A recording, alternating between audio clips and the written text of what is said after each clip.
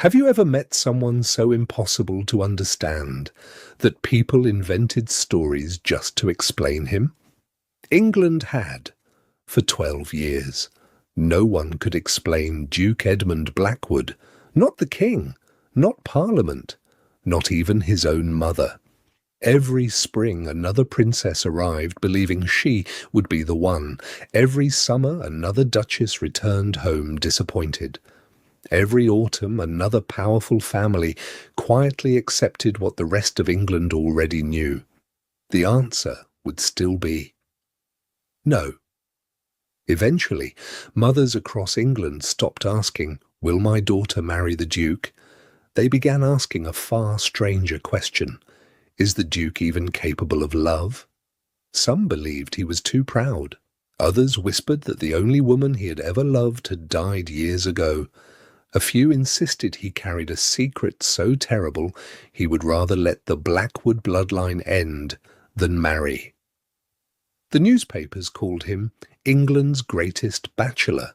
Society called him the Duke who always said no.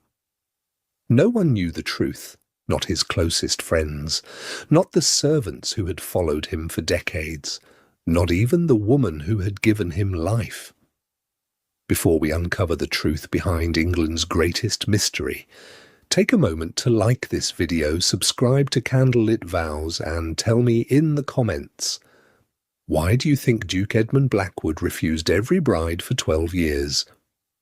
Lady Catherine Pembroke stepped gracefully into the blue drawing room of Blackwood Manor with the quiet confidence of a woman who had spent her entire life preparing for moments exactly like this. Her pale blue silk gown caught the afternoon light pouring through the tall windows. She greeted the Dowager Duchess with perfect courtesy before turning toward the man every noble family in England hoped to call son. Duke Edmund Blackwood rose to welcome her.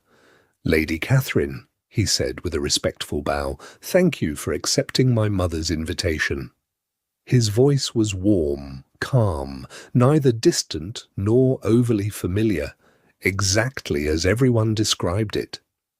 Throughout luncheon the conversation flowed effortlessly. Lady Catherine spoke about restoring the village school on her father's estate. Edmund asked thoughtful questions about the children and the teachers. They discussed music, architecture, the growing railway, even the latest exhibition at the Royal Academy. More than once, Lady Catherine laughed softly. More than once, Edmund smiled in return. Across the room, the Dowager Duchess Eleanor Blackwood exchanged a hopeful glance with Mrs. Beatrice Collins, the family's long-time housekeeper. Mrs. Collins leaned closer and whispered, "They seem wonderfully suited." Eleanor said nothing. She had learned long ago that hope was a dangerous companion. Yet for the first time in many months, she allowed herself a tiny piece of it. When luncheon ended, Edmund escorted Lady Catherine through Blackwood's marble entrance hall himself. The afternoon carriage waited outside. Birds sang beyond the gardens. It was the sort of peaceful afternoon that made futures seem possible. Lady Catherine stopped beside the carriage door. "I have enjoyed today very much, Your Grace." Edmund smiled politely. "As have I." Her eyes brightened ever so slightly. Eleanor noticed. Mrs. Collins noticed. Even the footman opening the carriage door noticed. For one suspended heartbeat, it seemed history might finally change. Edmund bowed his head. "Forgive me, my lady."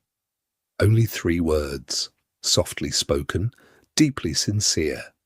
Lady Catherine's hopeful expression faltered, not dramatically, just enough for a mother watching from the window to recognize another dream ending before it had truly begun.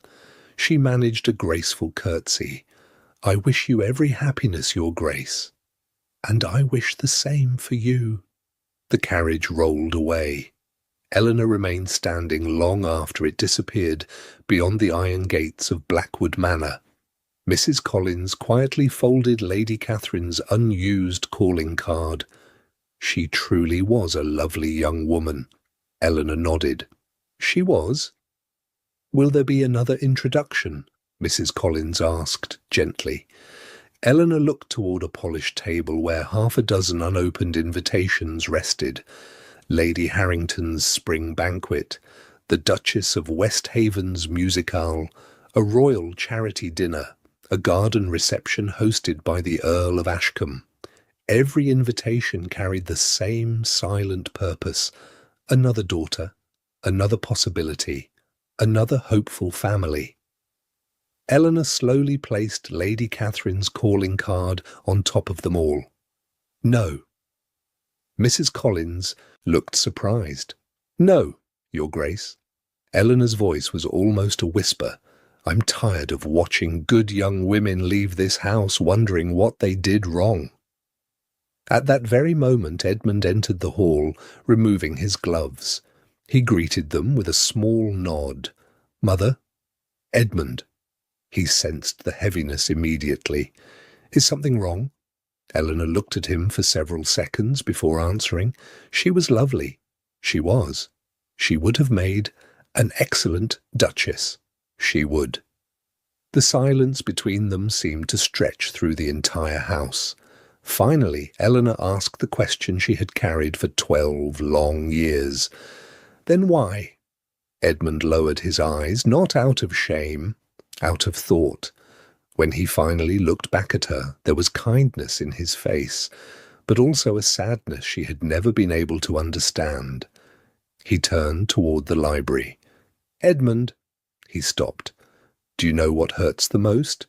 He waited. Watching good young women leave this house believing they weren't enough. For several heartbeats he said nothing. Then he answered so quietly, only the two women could hear.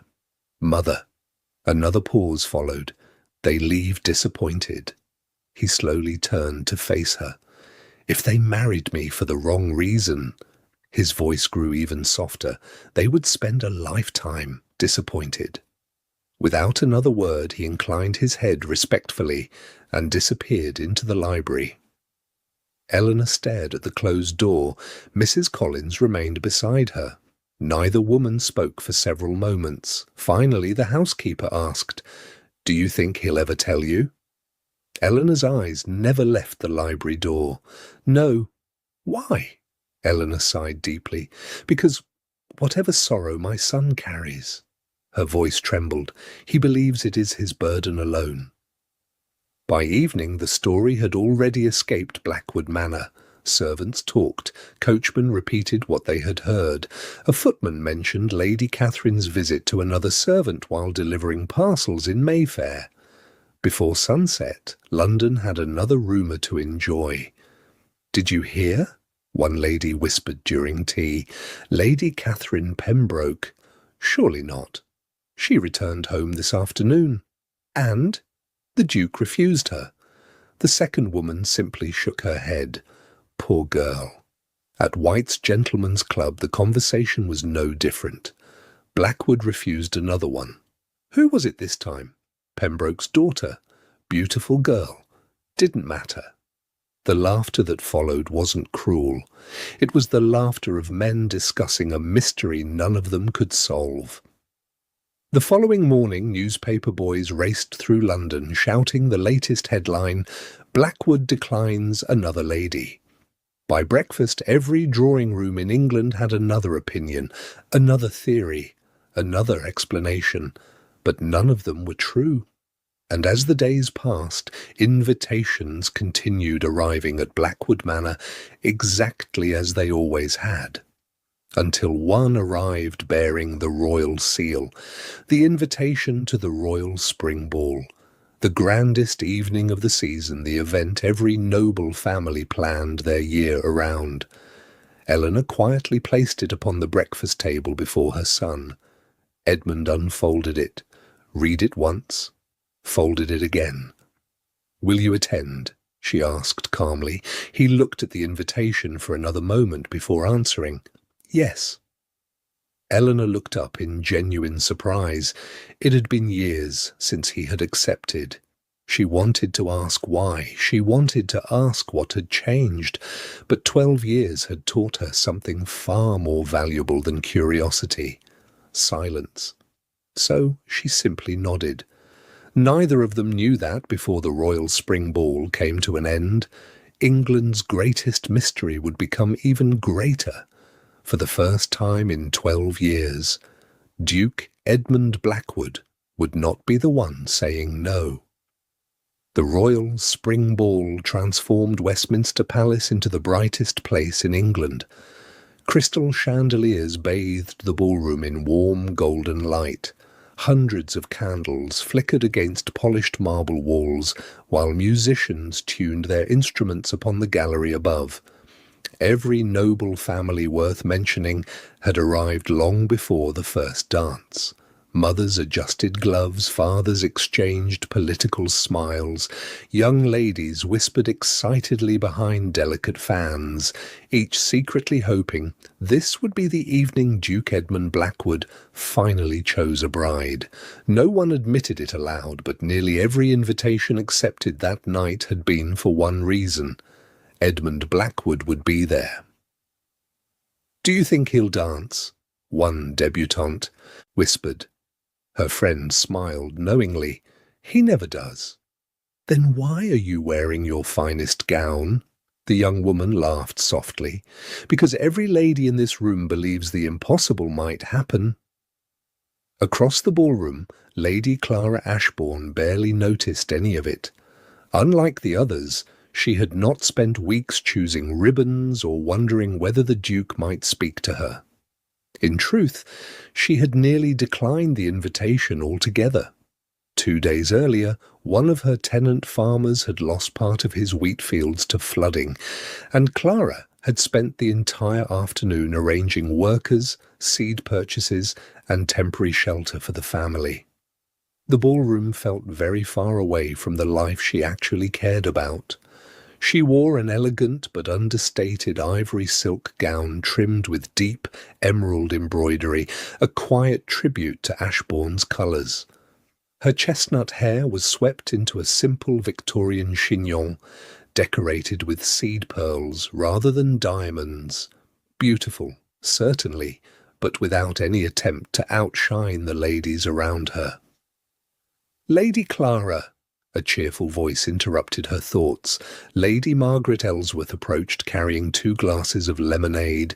"You've escaped already?" Clara smiled. "I've only just arrived." "Exactly, which means you've already found the quietest corner in the ballroom."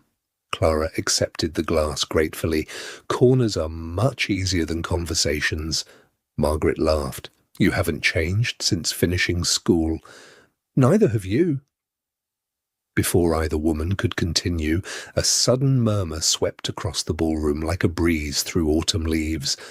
Heads turned together. Conversations stopped one by one. Even the musicians hesitated before beginning the opening waltz. Duke Edmund Blackwood had arrived. He entered without ceremony, dressed in a perfectly tailored black evening tailcoat, with a charcoal waistcoat, crisp white cravat, and polished boots. There were no medals despite his military service, no unnecessary decorations.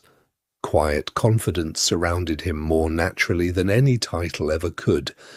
He acknowledged acquaintances with polite bows before taking his place near one of the marble columns overlooking the dance floor, exactly as he always did. "See?" Margaret whispered. "He'll stand there all evening." Clara glanced only briefly before returning her attention to the musicians. "He seems content enough." Margaret looked at her as though she had spoken another language. "He's the most talked-about man in England." Clara shrugged. "That must be exhausting for him?" Margaret blinked. "You're the first person I've ever heard pity the Duke." Clara smiled faintly. "I don't pity him. I simply imagine being discussed by strangers every day must become rather lonely." Several feet away, Edmund had unintentionally overheard those words. He did not turn immediately. Instead, he listened as Margaret changed the subject, and the conversation drifted toward village charities. It was the first sincere remark anyone had made about him all evening. Everyone else spoke about the legend. This woman had wondered about the man. The master of ceremonies announced the first waltz. Instantly, gentlemen crossed the ballroom toward waiting ladies. Mothers straightened proudly. Young women lowered their eyes with carefully practiced grace. One by one, partners formed across the polished floor. Clara stepped aside to allow others through. She had never minded waiting until later dances. The first belonged to younger hearts. She was perfectly content watching. Edmund remained where he stood. Across the room, several hopeful mothers subtly guided their daughters into his line of sight. Lady Margaret noticed it first. "They're arranging themselves." Clara looked up. "Who?" "Everyone." She almost laughed. "Watch carefully." Clara did.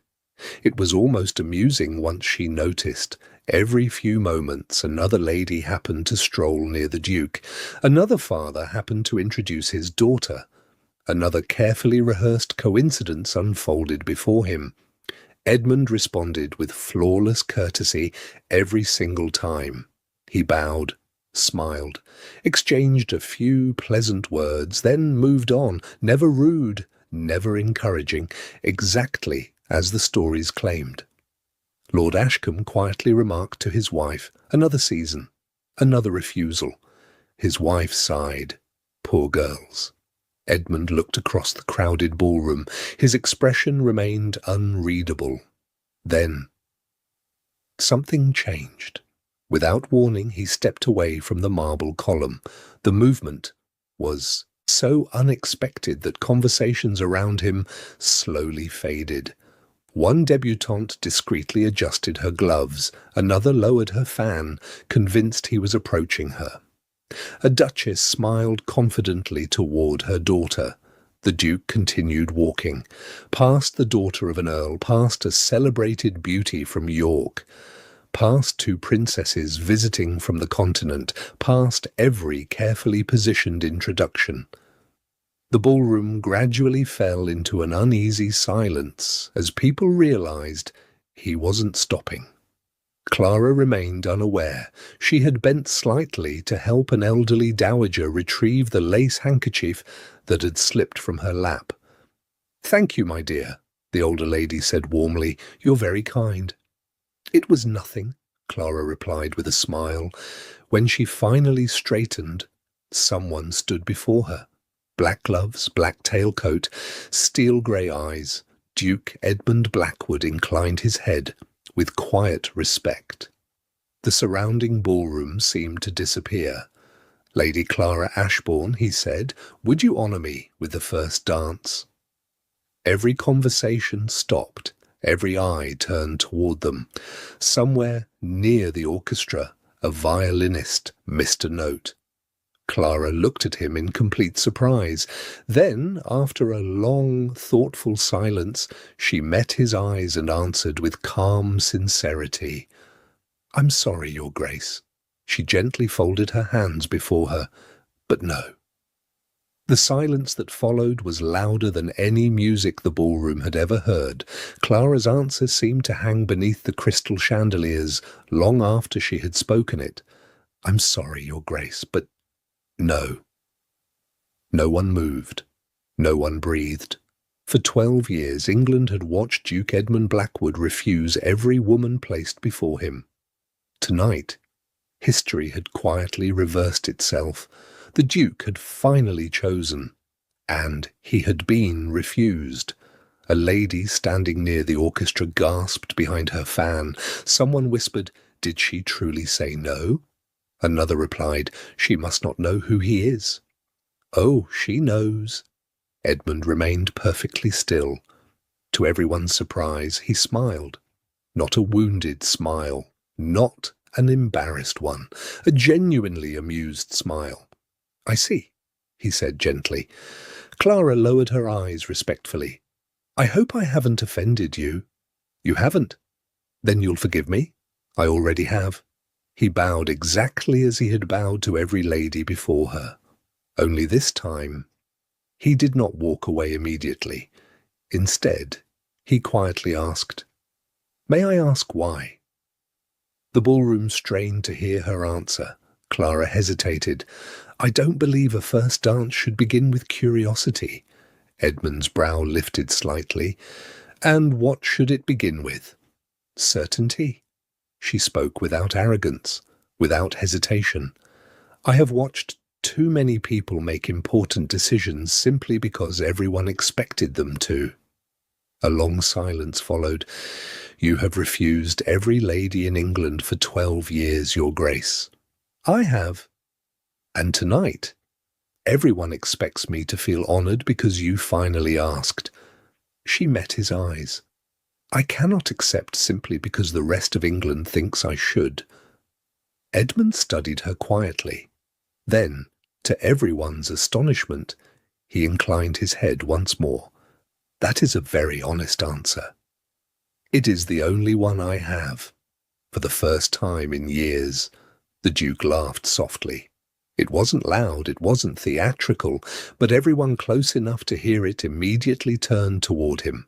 Most had never heard him laugh before.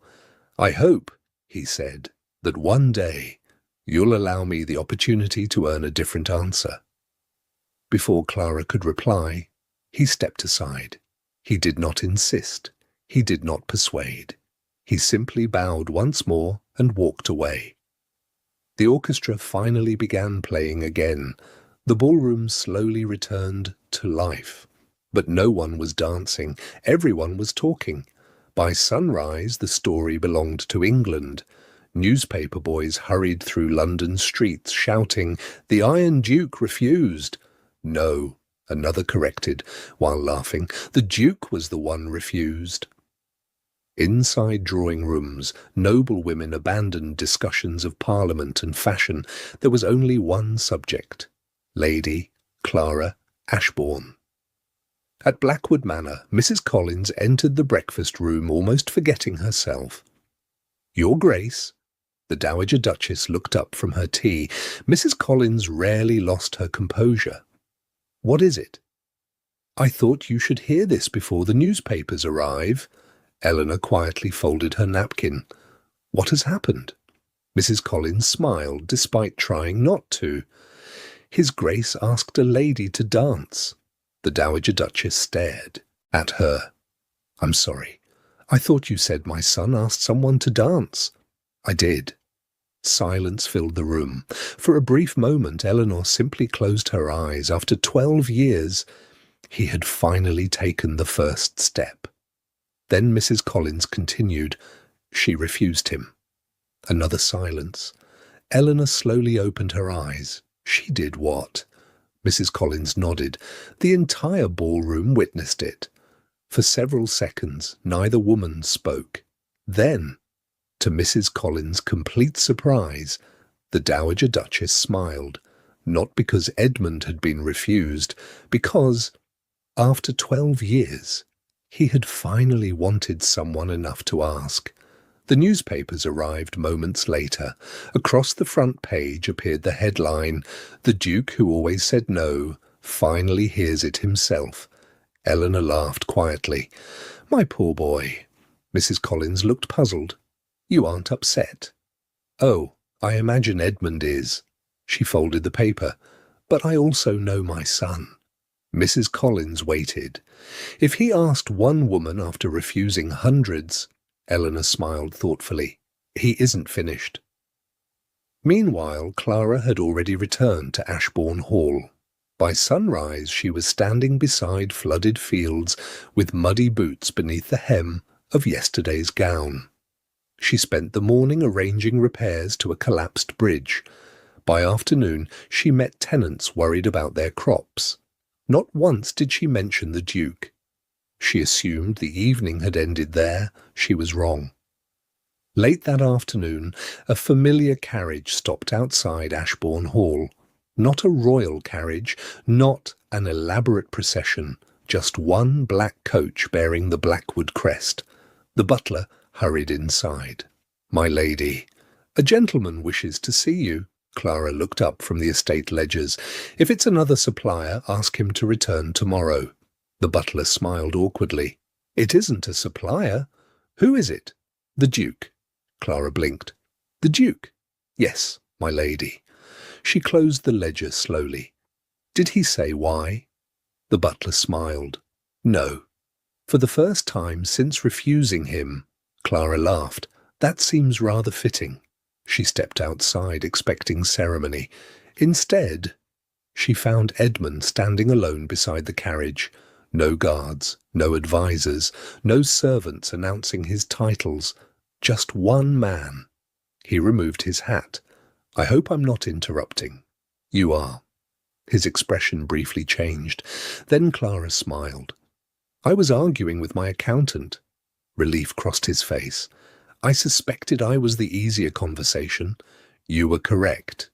For a moment, they simply stood there. No orchestra, no spectators, no whispers, only birds singing across the fields. Finally, Edmund spoke. "I didn't come to ask you to reconsider." Clara looked surprised. "I came because—" He searched for words. "Last night, you were the first person in 12 years who answered me honestly." "And that surprised you?" "It did." She folded her arms. "I imagine most people tell a duke what they think he wishes to hear." "They do." "And I didn't." "No." Another silence. Then Clara asked quietly, "May I ask you something?" "You may." "For 12 years." She held his gaze. "Why did you refuse every woman?" Edmund looked across the field stretching beyond Ashbourne Hall. His voice was almost a whisper.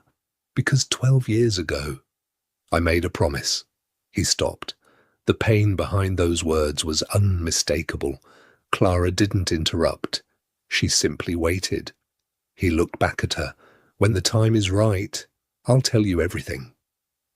Then, for the first time in 12 years, Duke Edmund Blackwood smiled not as England's greatest mystery, but simply as a man who hoped someone might finally understand him. And for the first time in a very long time, Lady Clara Ashbourne found herself hoping she would. If you enjoyed this story, don't forget to like, subscribe to Candlelit Vows, and let me know in the comments.